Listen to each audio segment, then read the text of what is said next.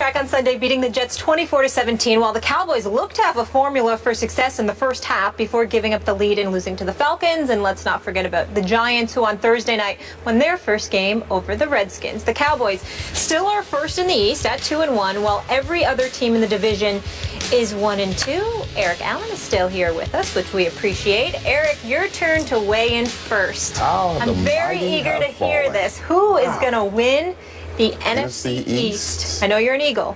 Yeah, listen, Eagles got a big win. That was a huge win. But there's still a tremendous amount of questions for this football team. I'm glad to see the defensive secondary, 3 interceptions. Walter Thurman, a couple guys coming with some big plays, attacking the football, which is great. First time we've seen that kind of consistency in the backfield for a couple years now. Offensively, a lot of woes. They had 108 yards. This is the mighty Eagles. 108 yards passing. That's ridiculous. That's genius. Chip Kelly genius. Unbelievable. No big plays. Where's the big plays from the Philadelphia Eagles? We used to see, 20-yard average receivers, guys, catching the ball across the middle. So I'm not sure what's going on with the Philadelphia Eagles. My bank and my money is on the Dallas Cowboys. Thank you. Even with the injuries. You guys talking about even with the injuries, and I am not a Cowboys fan, as you know. With all the injuries, this team can run the football effectively, like they showed in the first half. Yeah, Atlanta's a much improved football team. Okay, they do an outstanding job. Julio Jones has like 36 receptions, the most in NFL history in the first 3 games of the season. Very difficult to stop him. The running game was going to have great balance, and they figured out that, Wheaton is going to be okay if there's a balanced attack. But if we make him throw, if we stop the run, load the box up, force him to throw the football, there's going to be some issues there. But I think the Cowboys, Rod Marinelli being able to scheme, will be able to overcome some of those issues. I have the Dallas Cowboys eventually winning the NFC East. Talk more. I want to hear some more. No, you like that? Yeah, I know you would like that. I know, and because when Romo gets back and when Dez gets back, hopefully after the break for this football team, they're going to have that guy. Because right now the number 1 receiver, well, he's not getting it done. Terrence is not getting it done. I told you I didn't want to hear no more from you. So Dallas Cowboys. I tried to tell you that. Winning. I tried to tell you that. Don't NFC ignore me, Eric. Yeah, Don't ignore me. Cowboy hater. In all seriousness, I've conceded a couple of weeks ago that the Dallas Cowboys are going to win the NFC East. Hey, look at that. I said to you, EA comes on the scene. I saw how atrocious the Philadelphia Eagles were. And in fairness to you guys, I haven't been totally revealing. It's not just the way the Eagles look. It's the way some of those guys I still hear feel about Chip Kelly. Now, I'm not going to revisit that, but that was a very, very real problem. It continues to be a very, very real problem with Chip Kelly. Chip Kelly is a guy that some would say they have won in spite of, not necessarily because. Now, there's but so many jobs in the NFL, and they're going to go play for him because people want to play in the NFL. But the Cats ain't excited about playing for Chip Kelly. The mad genius, Mr. Experiment and all of that other stuff. I mean, that star has dimmed considerably. Make no mistake about it. And I think when you combine that with the weapons that you see Dallas have, even in the midst of them losing the way that they lost yesterday, the only team I see capable of doing that to the Dallas Cowboys, what Atlanta did to them in the second half, is the New York Giants. Because of Odell Beckham Jr. with Randall, assuming that Victor Cruz ultimately comes back. But even then, can that defense do what, the Jets defense was able to do to the Eagles? I think when you look at Dallas and what Atlanta was able to do to them in the second half, I don't see too many teams capable of doing that to them, especially in the NFC East. And with the New York Giants, I can see their defense being a bit suspect. I think they will beat the Dallas Cowboys when they face them next, because I think they will split this season. Dallas Cowboys beat them opening night. I think the Giants will get them back. At Jerry World. At Jerry World. Which is like an away game for my Cowboys. Yes, to some degree. But I do believe that the NFC East is so suspect. I mean, Kirk Cousins, please. Yeah. Please.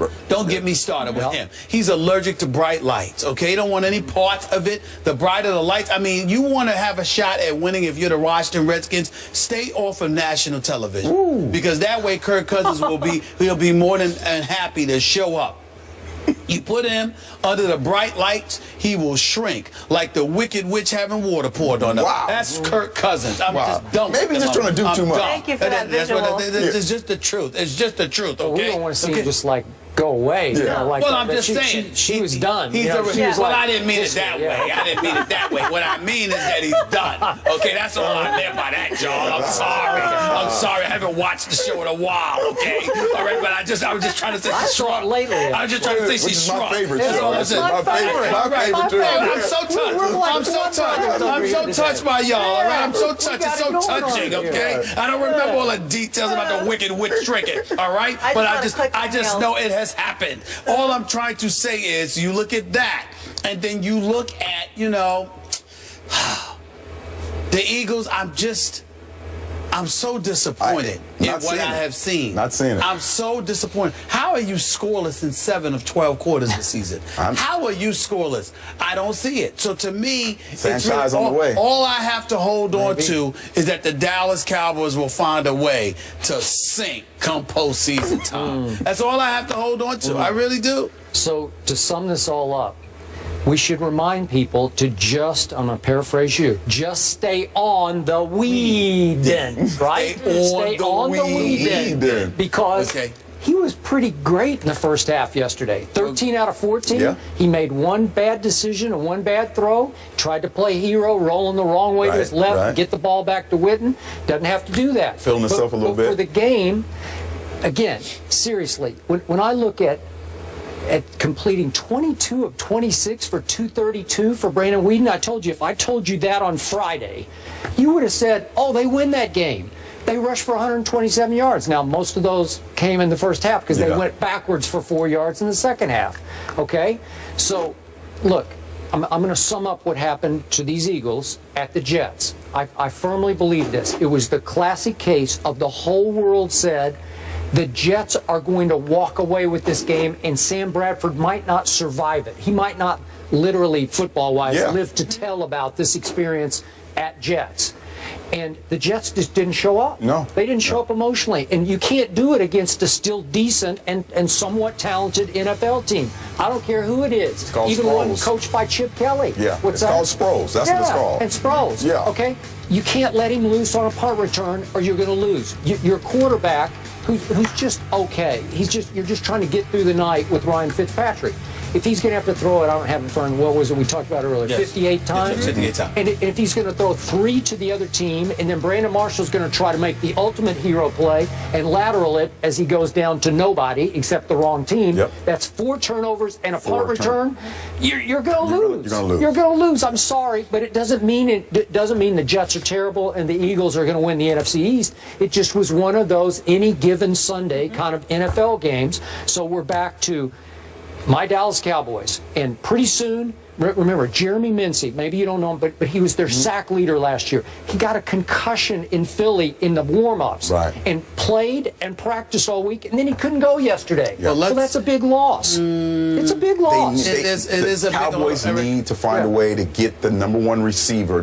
Terrence needs to play better. He needs to score. They can't get down by a lot and have to throw. He needs to be the #1 guy. They were up 21-7.